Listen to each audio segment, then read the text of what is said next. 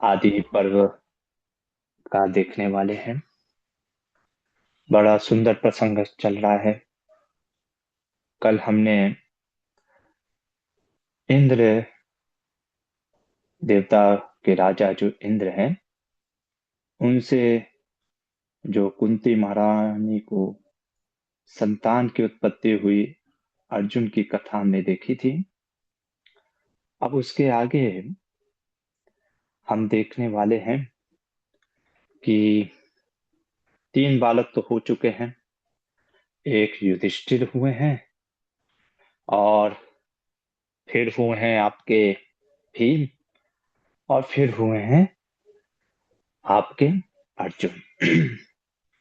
अब इन तीनों के बाद होता क्या है, चलिए देखते हैं।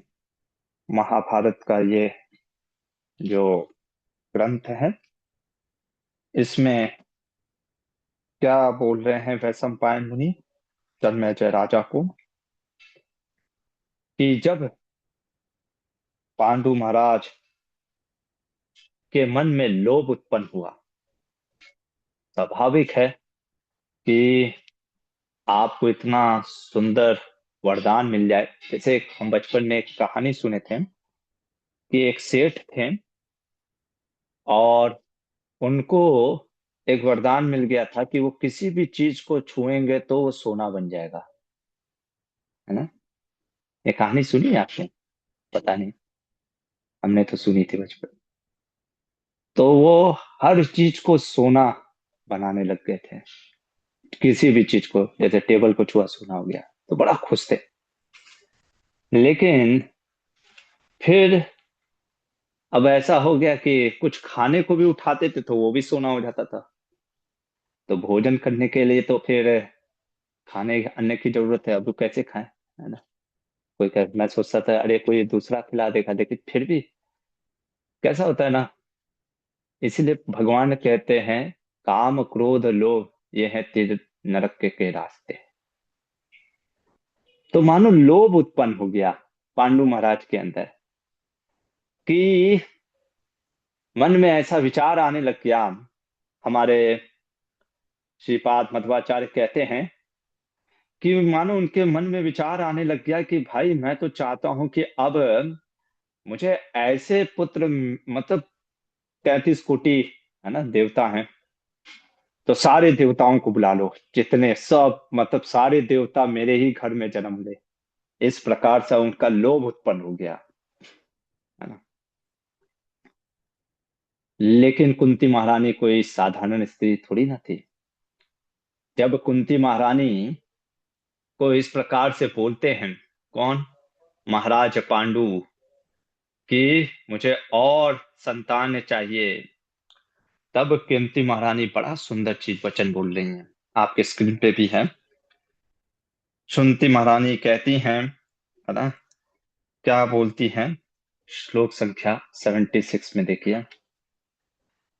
कहती हैं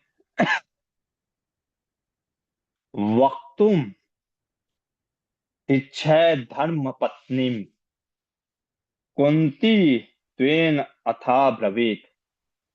वैशंपायन मुनि कुंती के विषय में कह रहे हैं धर्म पत्नी, है ना।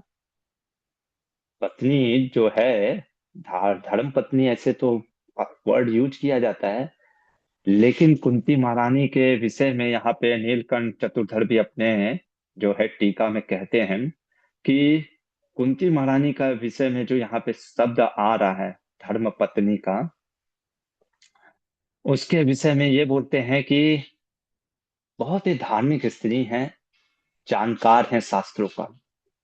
और कहती हैं नातश्चतुर्थम प्रवस्वात्मा प्रसव अमाप अमाप स्वपि वदन्ते तु अतः परम स्वैरिणी स्यात् बंधकी पंचम भवेत।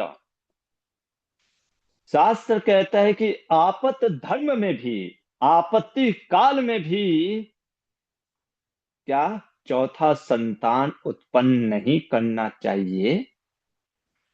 किस लिए, किस लिए प्रभु जी? नियोग पद्धति से किसी भी कारण से चौथे संतान की उत्पत्ति नहीं करनी चाहिए। अच्छा मेरे को बताइए, कुंती महारानी के कितने पुत्र थे? कोई बताएगा, आंसर देगा? चार। चार। हाँ? चार। अरे आवाज, चार तीन थे ना? थे ना प्रभु। चार कर्ण को भी हाँ, मिलाएंगे ना चार प्रभु। टोटल चार। हाँ, चार थे ना? चार थे। वाह। अब मेरे को बताइए कुंती महारानी तो खैर ये चौथा है ना, चौथा को में नहीं करना चाहिए। हम्म, सात से उल्लेख कर रही हैं, तो हाँ उनको तो उसी लेकिन समय रोक देना। हम्म। हाँ लेकिन वो पहले उनका वो तो महाराज का पुत्र नहीं थे ना कर्ण, क्योंकि उनका विवाह नहीं हुआ हम्म। था, मुझे ऐसा लगता है। विवाह से पहले का पुत्र था ना, तो वो पांडु महाराज के पुत्र एक संतान नहीं माना जाएगा ना कर्ण। हाँ हाँ, ये भी एक रीजन है, अच्छा रीजन है, पांडु महाराज का नहीं था। लेकिन कुंती महारानी से तो चार हो गया ना। देखिए, मैं इसको हिंदी में ट्रांसलेट करके पढ़ता हूँ। आर्यपुत्र, आपत्ति काल में भी तीन से अधिक चौथी संतान उत्पन्न करने की आज्ञा शास्त्रों ने ही दी है। इस विधि के द्वारा तीन से अधिक चौथी संतान चाहने वाली स्त्री स्वैरिणी होती है, और पांचवे के पुत्र के उत्पन्न होने पर तो वो उल्टा समझी जाती है। फिर कहती है, सतम विधन धर्म, आप तो इस धर्म को जानते हैं, फिर भी आपके अंदर ये इच्छा प्रमाद भासते, है ना? तो संतान उत्पत्ति करने के लिए क्यों आप मुझे प्रेरित कर रहे हैं? थोड़ा सा प्रश्न पूछूंगा मैं आपसे, क्योंकि मैं जानना चाहता हूँ आप लोग कितना समझ रहे हो, है ना? तो आज मेरा प्रश्न ही रहेगा। तो प्रश्न ये है कि कुंती महारानी के चार पुत्र थे, तो इससे हम क्या समझें? ये श्लोक से कुछ आपको कुछ समझ में आ रहा है? क्या चीजें हैं? बहुत गहराई का चीज है, देखते हैं कौन समझा पाता है। कोई ट्राई करेगा?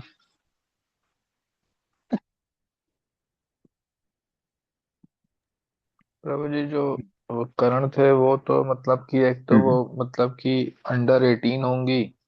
और अंडर 18 के मतलब कि लोग जो होते हैं उनसे अगर कोई गलती होती है तो उसको उतना वो नहीं किया जाता है कि बढ़ा चढ़ा के कि तुमने किया है। लेकिन जब मेच्योरिटी आ गई और उन्होंने वो धार्मिक भी थी, तो उसके बाद उन्होंने अपनी सहमति और सिचुएशन देख के जो किया, तीन पुत्र उत्पन्न, तो इसलिए तीन पुत्र ही माने जाएंगे या तो। ठीक है, और कोई?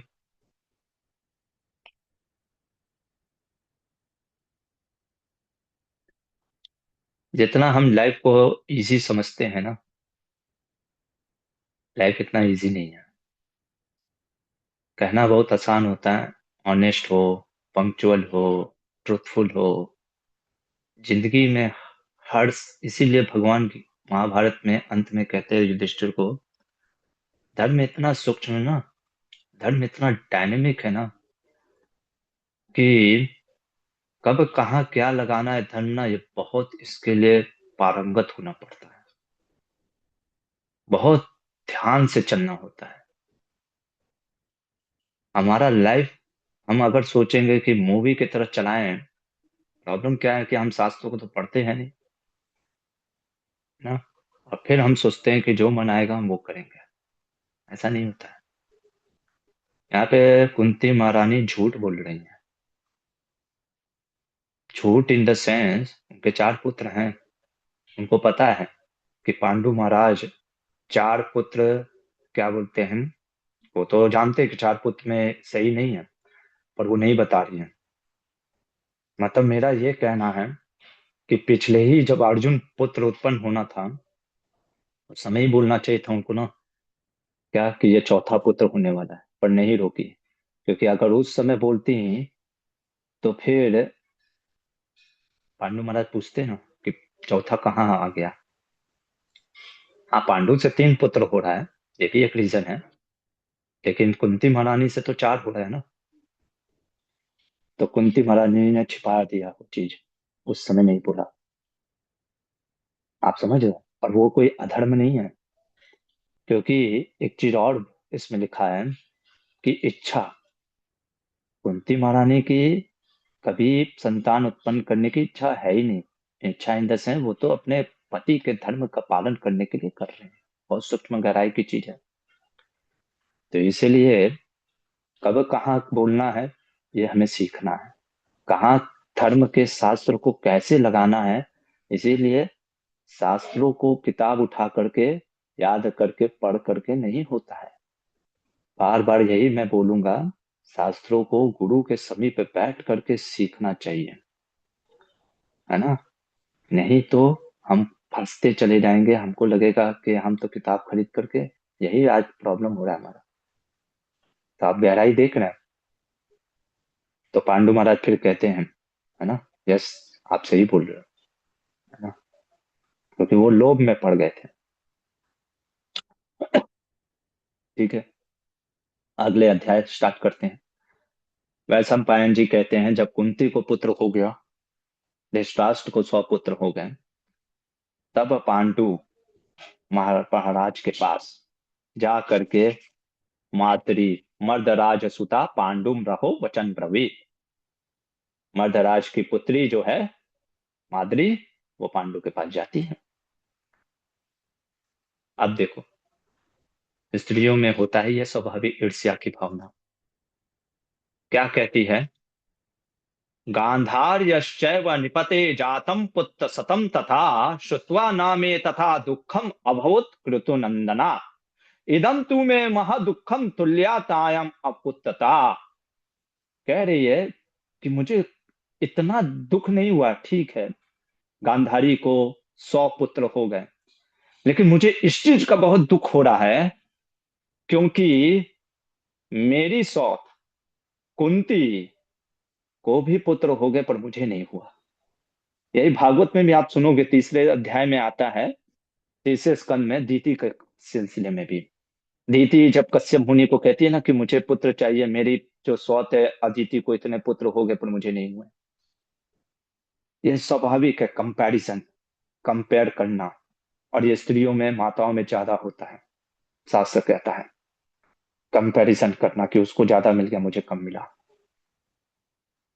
तो माधुरी को हुआ और कहती मुझे इस चीज का ज्यादा दुख हो रहा है। तो मानो पांडु महाराज कहें कि जाकर के, ठीक है तुम बोल सकती हो, तब कहती कि मैं नहीं बोल पा रही हूँ उसको।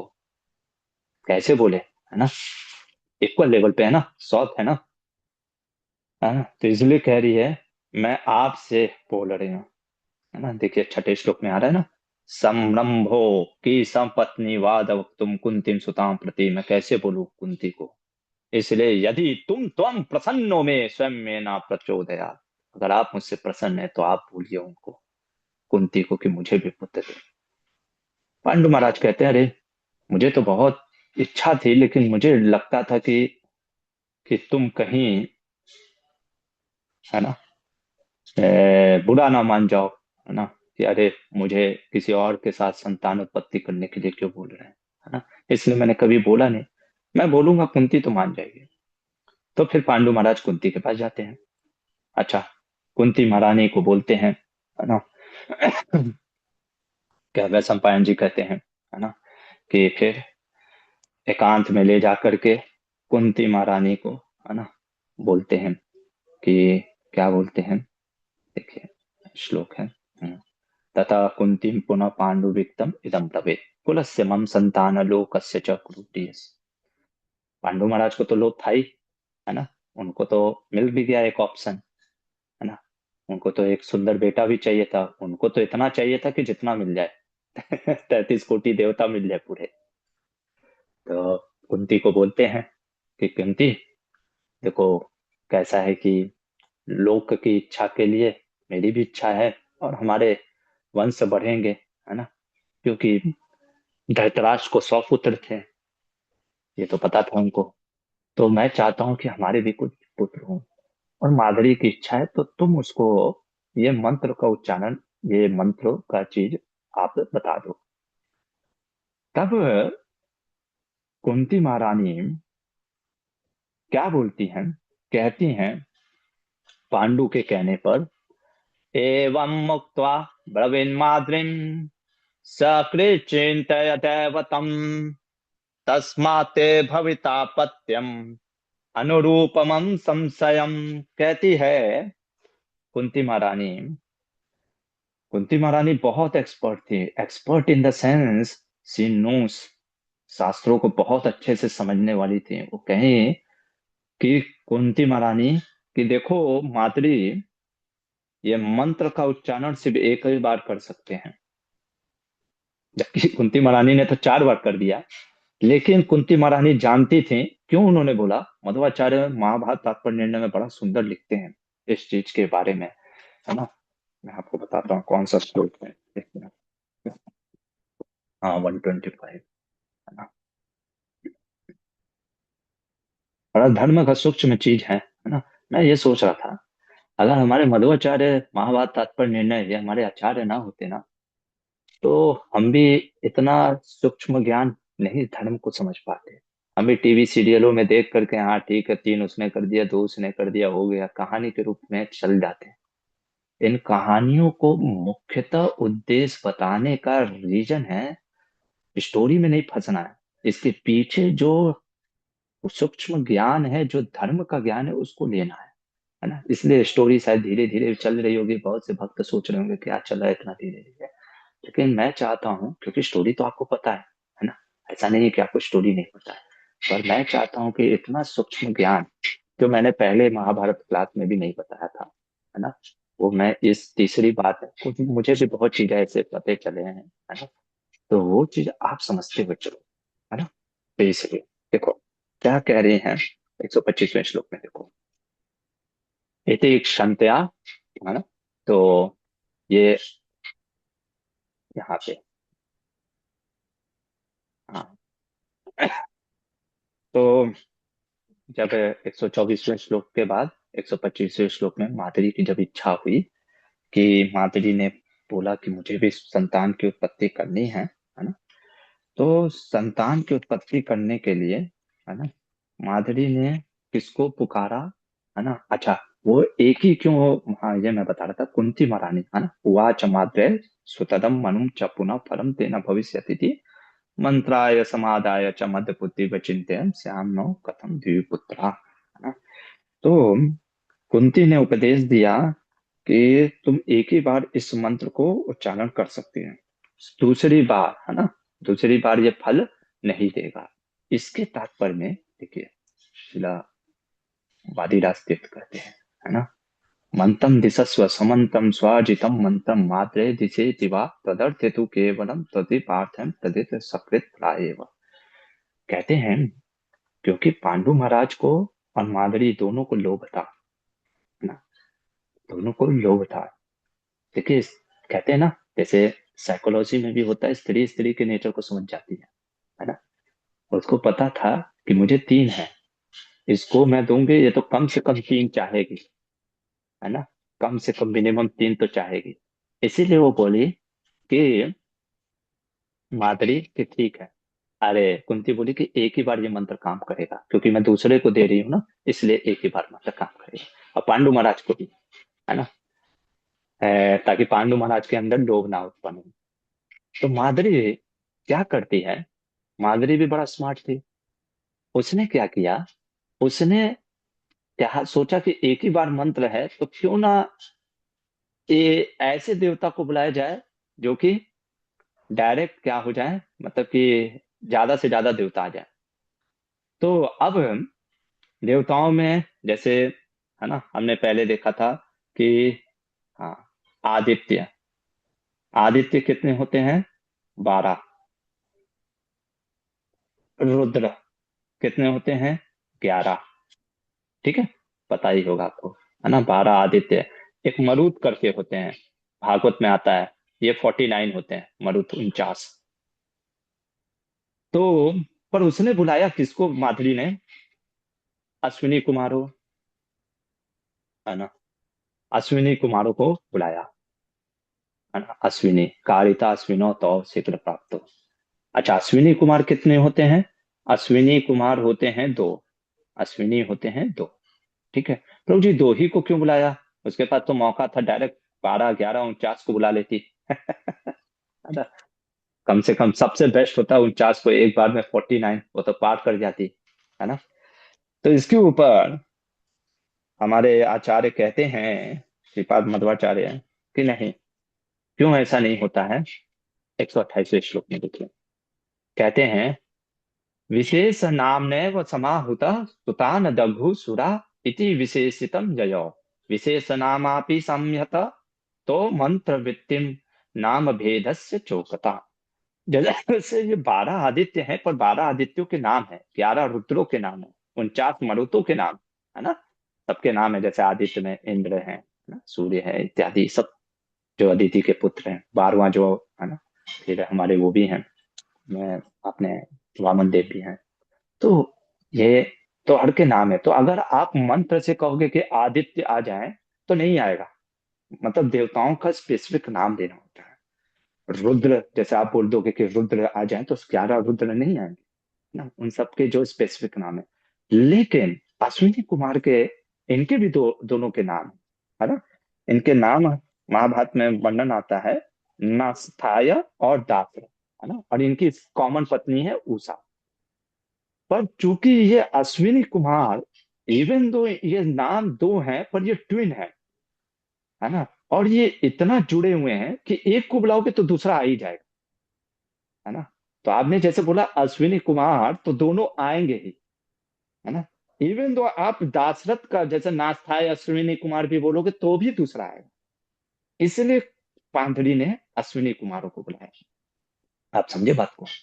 और ये दो को बुला करके, अश्विनी कुमार दोनों से बुलाने के बाद माधुरी को दो संतान होता है। और अश्विनी कुमार अगर आप जानते हैं तो ये फिजिशियन है ना। कौन है? मतलब कि डॉक्टर है वे देवताओं में। अच्छा, आपने तो सुना होगा देवताओं में तो रोग होता नहीं है, फिर डॉक्टर का क्या काम है प्रभु जी? इसीलिए शास्त्रों को समझना चाहिए। जब कहा जाता है कि देवताओं में रोग नहीं होता है, इसका अर्थ यह नहीं है कि उनको रोग नहीं हो सकता है, हो सकता है ना, लेकिन जनरली नहीं होता है ना। नहीं तो फिर उनको क्यों बनाया जाता है डॉक्टर, है ना।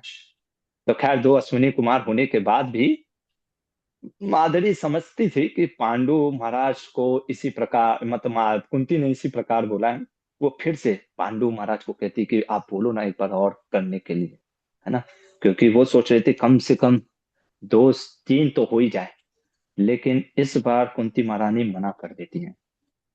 कुंती महारानी बड़ा सुंदर चीज बोलती हैं, कहती हैं कि पांडु महाराज को कि माधुरी के भाव अच्छे नहीं है।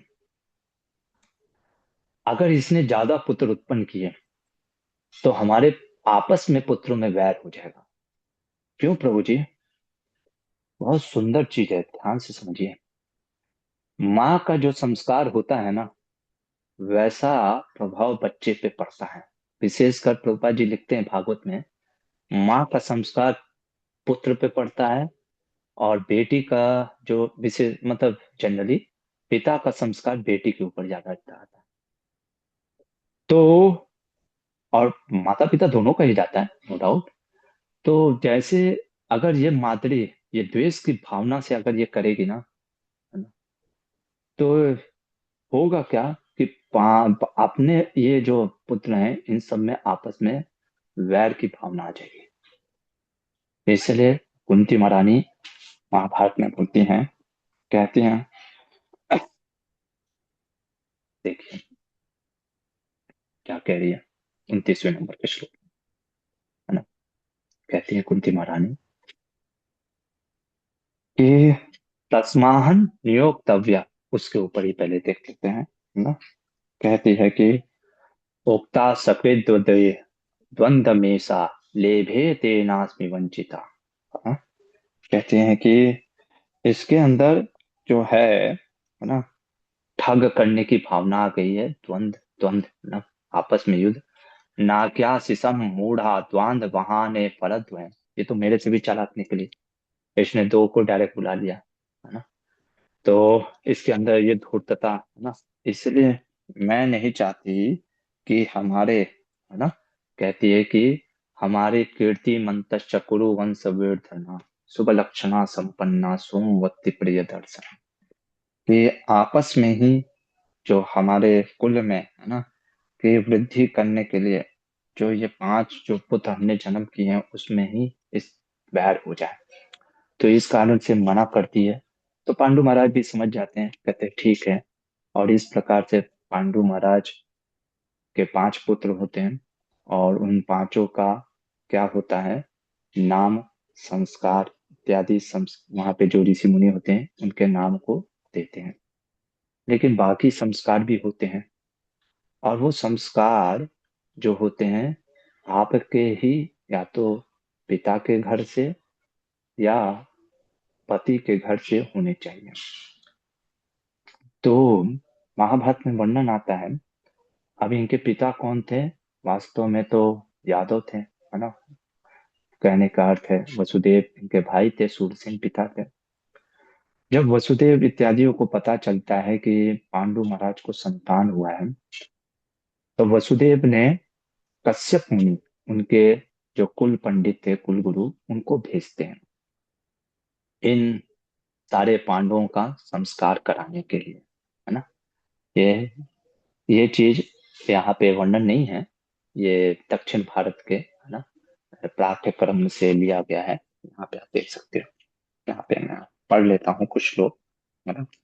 तो कहते हैं कि वसुदेव जी ने वसुदेवस्तेथ युक्तवा विसर्जम पुरोहितम, अपने पुरोहित को भेजा, है ना। और उनके पुरोहित का नाम था, क्या थे वो, आपके कश्यप मुनि थे, है ना। कश्यपम तैव पुरोहितम, कश्यप मुनि को भेजा। और कश्यप मुनि को भेजने के बाद विधि पूर्वक उनके 5 पुत्रों का, माद्री के 2 और कुंती के 3 पुत्रों का क्या किया, विधि पूर्वक पूजन करके उनका संस्कार किया। ये संस्कार इत्यादि कराना बहुत जरूरी होता है, मैंने पहले भी बताया। और वसुदेव जी की फिर बड़ी प्रशंसा की कुंती महारानी ने और माद्री ने, कि भैया ने भेजा, है ना। और उधर से तो आया नहीं कोई, हस्तिनापुर से। तो यहाँ से ही दिखता है ना कितना द्वेष की भावना थी। तब पांडु ने अपने पुत्रों के गर्भाधान से लेकर चूड़ाकरण और उपनयन तक सभी संस्कार कर्म करवाए, सारे संस्कार जो भी है ना, सारे जो उपनयन संस्कार होता है ना, और चूड़ाकरण, सारे जो 16 संस्कार में जो शुरुआत के संस्कार हैं, सब गर्भाधान से लेकर के सारे संस्कार कराने बहुत निश्चित है। अब इनकी पढ़ाई के लिए थोड़ा सा जरूरी था, है ना। तब इन्होंने किसको चयन किया, तो यहाँ पे महाभारत में वर्णन आ रहा है कि सरियाती वंशज के, लिख देता हूं मैं ना, सरियाती वंशज के एक पुत्र हुए हैं, मतलब उन्हीं के परंपरा में, उनका नाम है पृषत, है ना। एक पुत्र पृषत थे जिनका नाम था सुख, सुख करके थे, सुख करके हुए। बड़े महापराक्रमी थे, तेजस्वी थे, राज ऋषि थे। इनको कहते हैं, यहाँ पे वर्णन आ रहा है, अश्वमेध सतय सृष्ट्वा स महात्मा महामखे। अश्वमेध जैसे 100 बड़े बड़े यज्ञों का अनुष्ठान किया था, एवं संपूर्ण देवताओं तथा पितरों की आराधना करके परम बुद्धिमान महाराज सुक शतसिंह पर्वत आकर शाक और फल मूल का आहार करते तपस्या करने लगते हैं। यानी सुक सुक महाराज राजा थे, पर वानप्रस्थ हो गए थे, वानप्रस्थ हो गए थे, और वही शतरिंग शतसिंह, है ना, पर्वत पर रहा करते थे, मतलब रिटायर्ड हो गए थे। लेकिन बहुत सुंदर एक, सीखने के लिए, विशेषकर टीचर के लिए, जो जो गुरु के लेवल पे है, या टीचर, गुरु या टीचर कभी रिटायर नहीं होते हैं, है ना। जब जरूरत पड़ती है वो फिर से आते हैं विद्या देने के लिए, है ना। वास्तव में वेद कहते हैं हम सभी स्टूडेंट हैं, कभी कभी स्टूडेंट क्या होता है, टीचर बन जाते हैं किसी पर्पस के लिए, सिखाने के लिए।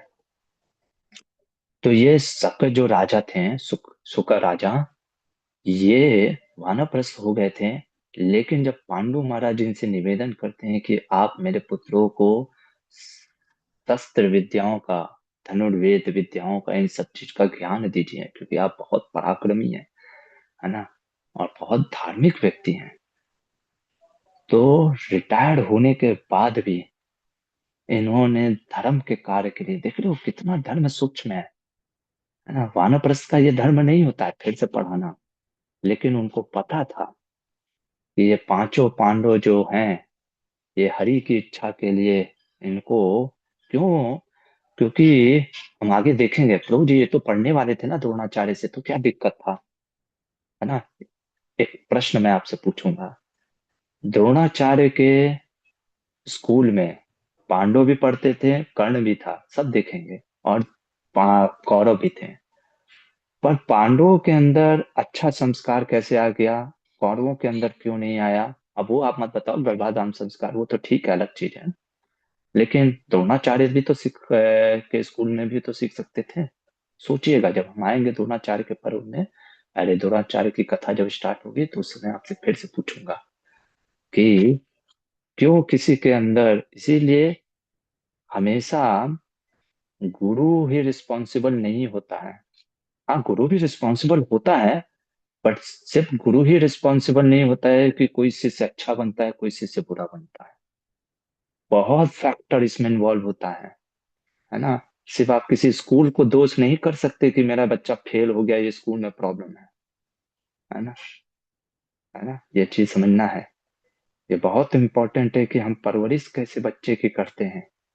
तो ये जो, इसलिए जो राजा सुख थे, उन्होंने इन पांडवों को ना अपना वो धर्म त्याग करके हरि की इच्छा के लिए, है ना, उन्होंने इन पांडवों को ज्ञान दिया।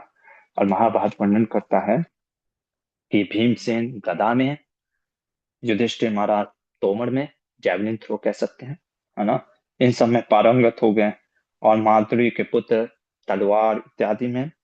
और जो अर्जुन था, उसके विषय में ऐसा वर्णन आता है कि जान लिया अर्जुन को देख करके कि ये धनुर्वेद में बहुत ही आगे बढ़ेगा, है ना, उसके अंदर भूख थी, अर्जुन के अंदर इतनी भूख है ना लर्निंग करने की, कि हम देखेंगे द्रोणाचार्य कुछ कहेंगे कि इसको अर्जुन के विषय में, बारे में, और ये चीज सुख भी बोल रहे हैं, है ना, और कहते हैं कि जब दाताओं में शेष सुख ने जान लिया कि अर्जुन मेरे समान धनुर्वेद के ज्ञाता हो गए, तब उन्होंने अत्यंत प्रसन्न होकर से शक्ति, खड़ग, बाण, ताड़ के समान विशाल अत्यंत चमकीला धनुष तथा विपाट, छुर एवं नाराज अर्जुन को दिए। विपाट आदि सभी प्रकार के बाण गिद्ध की पंखों से युक्त तथा अलंकृत थे। वे देखने में बड़े बड़े सर्पों के समान जान पड़ते थे। इन सब अस्त्र शस्त्रों को पाकर इंद्रपुत्र अर्जुन को बड़ी प्रसन्नता हुई। वे यह अनुभव करने लग गए कि भूमंडल में कोई भी नरेश तेज में मेरी समानता नहीं कर सकते। शत्रु दमन पांडवों की आयु में परस्पर एक एक वर्ष का अंतर था। फिर कहते हैं उसी प्रकार से ये लोग पढ़ने लग गए। तो यहाँ पे हम रुकते हैं, और अब कुछ तो ट्विस्ट आने वाला है ना, हमेशा लाइफ में कुछ ना कुछ ट्विस्ट आता है, तो अब क्या ट्विस्ट आएगा वो अब हम देखेंगे। हरे कृष्णा। फिलहाल के लिए यहीं पे रुकते हैं, किसी का कोई प्रश्न है तो पूछ सकता है। थोड़ा सा समय ज्यादा हो गया, मैं सोचा ये अपना कंप्लीट हो जाए इसीलिए। यस पल्लवी माता जी। हरे कृष्णा दंडवत प्रणाम प्रभु जी। जो माद्री और कुंती का वर्णन आया, हम्म। तो कुंती जब माद्री को ये वरदान वो मंत्र देने के लिए बोलती है, तो उसके हम्म। पीछे इतना मतलब अच्छा भाव था। लेकिन आज की परिस्थिति होती तो वो ईर्ष्यावश ही कोई स्त्री सोचती कि नहीं, मेरे पास 3 पुत्र है तो मैं क्यों इसको दूं मंत्र, इसको एक ही होना चाहिए। और माद्री की भी धूर्तता समझ गई। तो ये मतलब उस वक्त ऐसा कुंती महारानी इतनी ग्रेट थी, या फिर ये गुण कैसे थे इन लोगों में प्रभु जी, कि किसी में ये गुण इतने आ जाए। कुंती महारानी कोई साधारण स्त्री नहीं ना है, वो भगवान की, प्रभुपाद कहते हैं she is the spiritual potency of the supreme Lord, अरे सक्सेस पोटेंसी, अंतरंगा शक्ति की है ना। और वो चीजें हैं उनको, धार्मिक स्त्री है ना, धार्मिक स्त्री है ना, होने के कारण उनके अंदर भी है, आ जाता है गुस्सा इत्यादि ये चीजें। कभी कभी हम किसी अ, वरिष्ठ व्यक्तियों या महाराज इत्यादि या शुद्ध भक्तों में भी कभी कभी कुछ अगर हल्का सा दोष दिखता है तो वो दोष को हमको इतना नहीं देखना चाहिए, है ना। तो कुंती महारानी में वो है, वो स्वाभाविक है ना, तभी तो इतनी महान है स्त्री है ना, वो गर्भ को धारण कर पा रही है, तभी ना उनको चूज किया गया है देवताओं ने उनके ही माध्यम से। नहीं तो आपको लगता है देवता कोई साधारण स्त्री के साथ संग करेंगे, मनुष्य के किसी स्त्री के साथ संग करेंगे, है ना, कभी नहीं।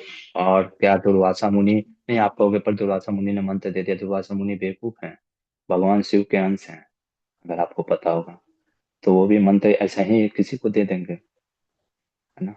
वो भी जानते थे कि इनके माध्यम से भगवान के देवता प्रकट होने वाले, तो बहुत ही महान है। माधुरी भी महान है, नो डाउट, माधुरी भी महान है ना, उसमें भी कोई डाउट नहीं है। पर उसमें थोड़ा सा आ गया ईर्ष्या की भावना, भाई स्वाभाविक है ना, कि हम भी बैठे हैं और आप भी बैठे हो खाने के लिए, आपके खाने में 4 गुलाब जामुन एक्स्ट्रा, मेरे पास एक भी नहीं है, तो आ जाता है भाई हमको भी 1 गुलाब जामुन मिल जाए, स्वाभाविक है ना।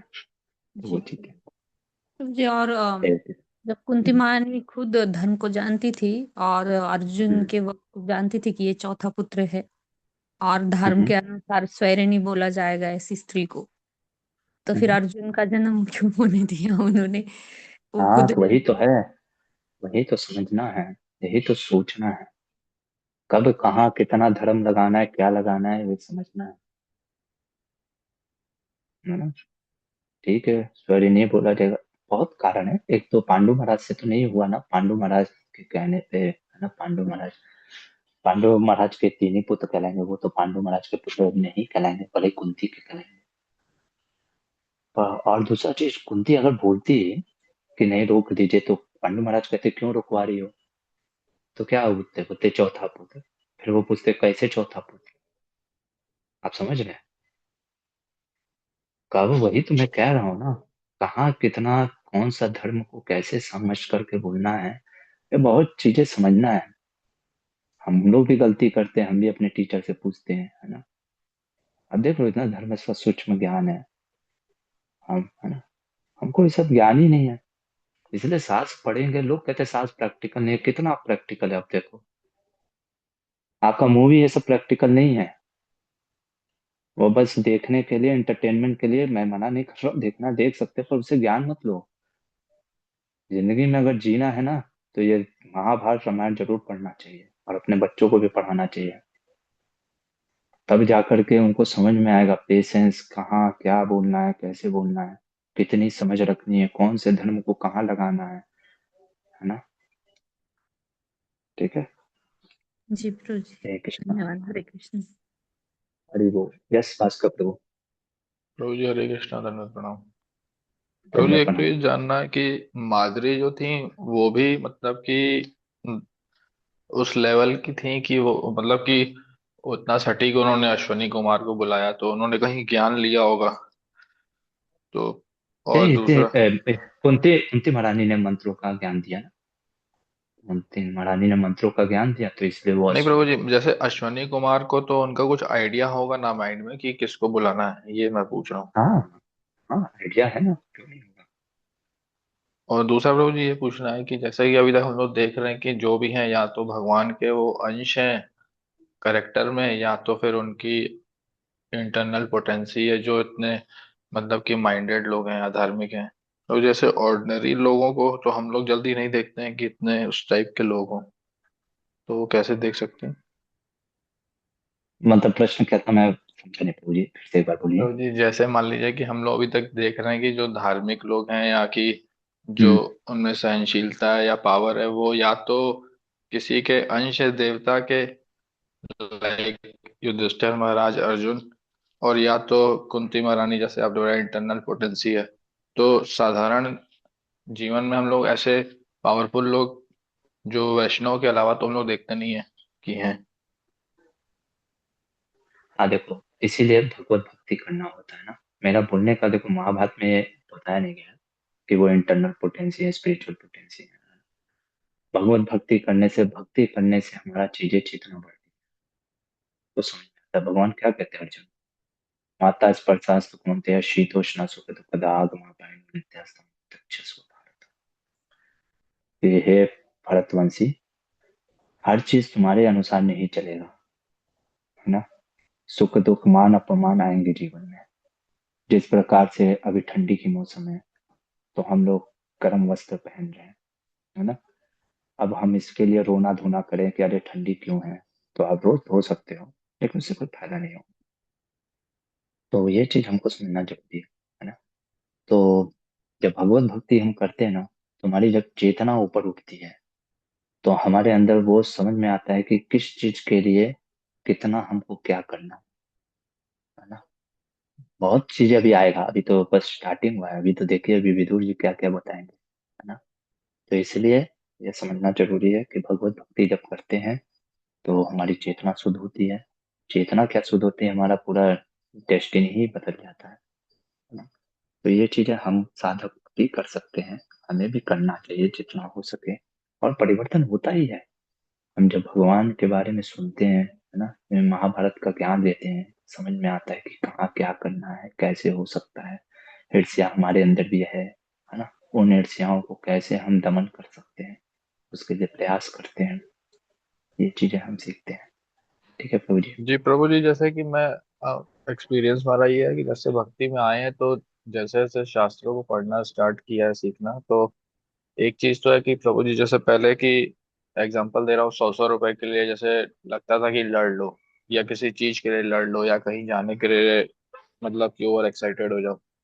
लेकिन प्रभु जी अब मतलब कि मैं ये नहीं बोल रहा हूँ मैं योगी बन गया हूँ, लेकिन ये है कि अब लाखों लाखों रुपए अगर चले भी जाते हैं, या कहीं नहीं जाने का मौका मिलता है, या कहीं फंसे हैं, तपस्या करनी पड़ रही है, तो वो मतलब कि एक मन विचलित नहीं होता है कि ऐसा क्यों नहीं हुआ।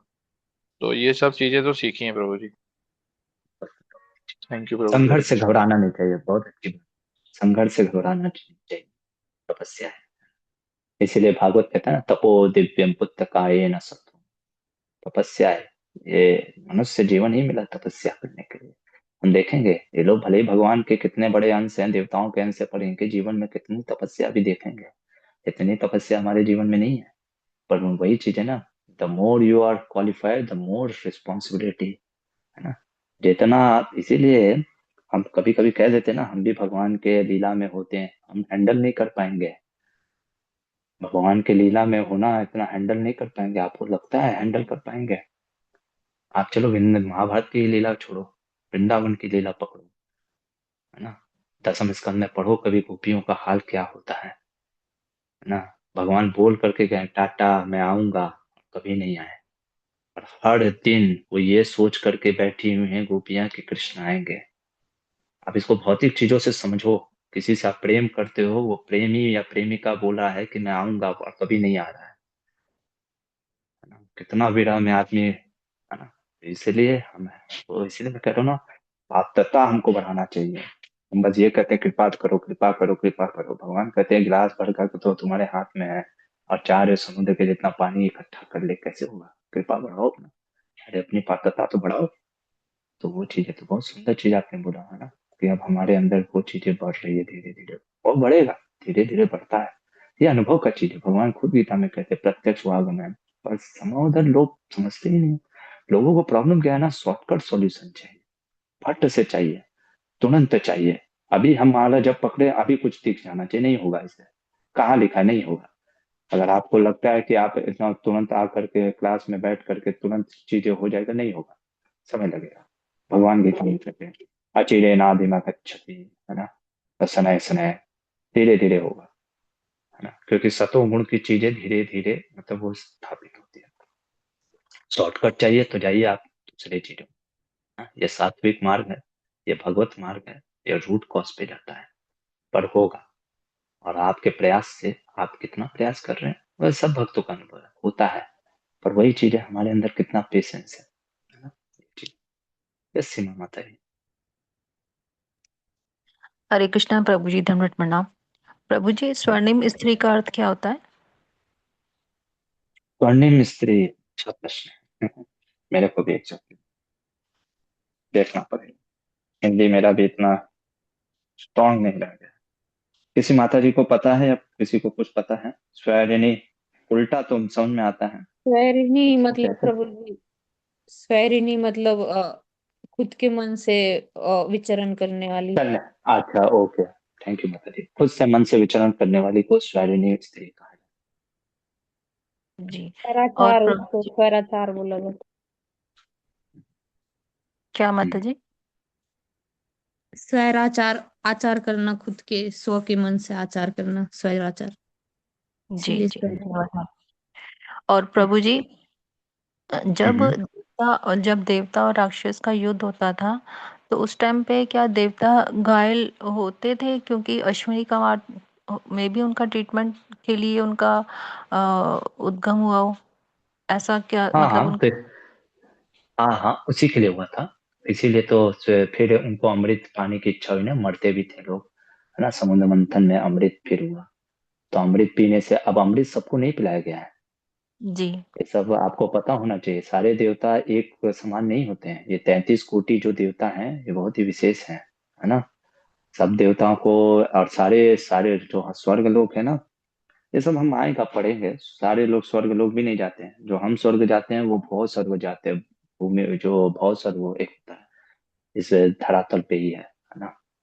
तो वो स्वर्ग है, वो वाला स्वर्ग पे हम नहीं जा सकते, इतना पुण्य है ही नहीं। वो बहुत ज्यादा पुण्य होना चाहिए, है ना। जी बहुत ज्यादा पुण्य कमाना होता है, तब जा करके वो स्वर्ग पे जाते हैं। सोचो, इतना पुण्य कमाने के बाद व्यक्ति स्वर्ग ही तक जाता है, और हमारी क्या इच्छा है वैकुंठ जाने की। आपको लगता है कि हम ऐसे ही निकल जाएंगे वैकुंठ, है ना? हाँ निकल जी जाएंगे, जब भगवत भक्त की कृपा होगी तब। और भगवत भक्त की कृपा कब होगी? जब गुरुजनों की सेवा करेंगे। नहीं तो अपने दम पे तो हम ज्यादा से ज्यादा इसी भूलोक के स्वर्ग तक जा सकते हैं, और ज्यादा से ज्यादा बहुत ज्यादा पुण्य कमा लिया तो स्वर्ग ब्रह्मलोक तक भी नहीं जा पाएंगे, है ना। तो इसलिए जी। अहंकार एकदम त्याग देना चाहिए, और ये नहीं सोचना चाहिए कि हम तो प्राप्त कर लेंगे वैकुंठ या गोलोक। ठीक है। प्रभु जी, गुरुजनों की सेवा करने का अर्थ हुआ कि उनके निर्देशों का पालन करना। बहुत चीजें हैं, है ना। एक ही चीज नहीं, सबसे बड़ा तो उद्देश्य, सबसे बड़ा चीज होता है कि उनसे सुनना, है ना। उनकी जी बातों को सुनना, उनकी बातों को मानना, मनन करना, प्रयास करना। ठीक है, जी उनके आदेशों का पालन करना। ठीक जी। है, यहीं पे रुकते और हैं, समय भी हो गया है। कल हरे पूछ कृष्ण। लीजिएगा माता जी, ठीक है ना। जी, धन्यवाद हरे धन्यवाद कृष्ण। प्रभु जी, हरे कृष्ण। महाभारत ग्रंथ की जय, श्रील प्रभुपाद की